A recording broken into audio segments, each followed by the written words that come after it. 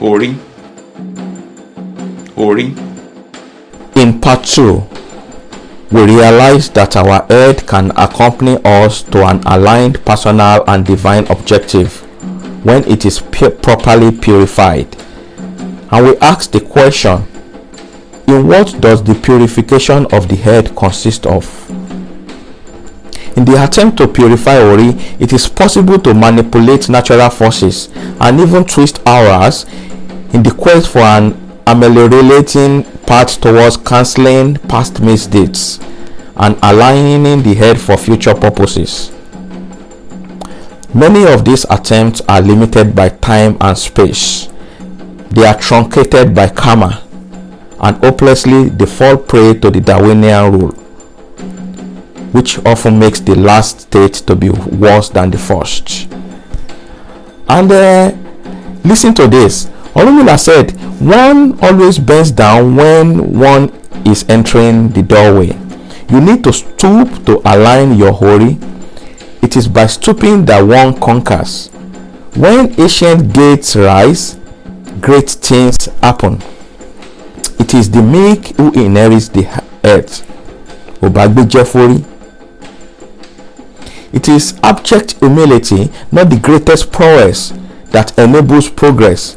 And who dares, who asks that? We make an agreement with the past, the present, and the future by paying a price for its benefits.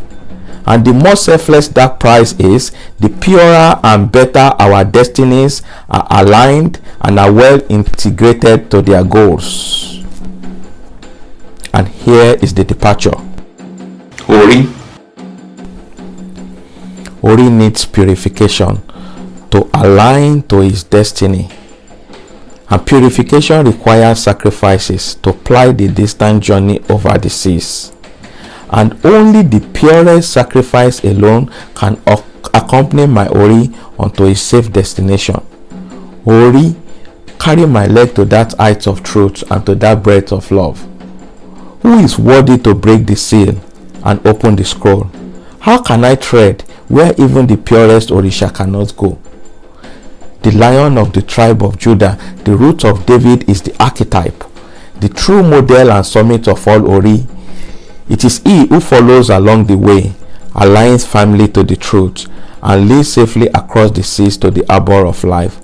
It is he, the way, the truth, and the life, who has become my sacrifice. It is he, the way that journeys with my Ori. It is he, the truth unto which my Ori aligns, and it is he, the life upon which my destiny thrives. It is Christ, the only mediator between God and man. It is he who is my Ori, that purifies my Ori by the one supreme sacrifice of Calvary, which is perpetuated in time, such that the entire destiny of man and his Ori, regarding what was, what is, and what will be, finds a confluence within the Eucharistic sacrifice of the altar. Do not take that for granted. Because through the spoken word of God, Oro, we have been entrusted the marriage of time and eternity. The summit of this purification of the head is Christ.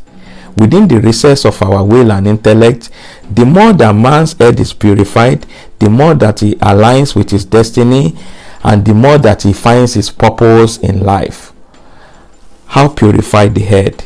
The only mediator between God and man. It is he who is capable for aligning man with his destiny. How did he do it?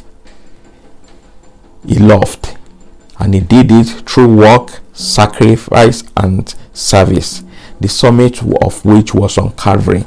And the sight of infinite appeared at his resurrection, so that I may walk confidently. Christ is that sacrifice, the journey and the destination.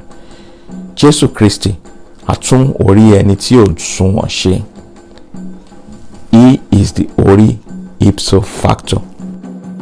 Ori.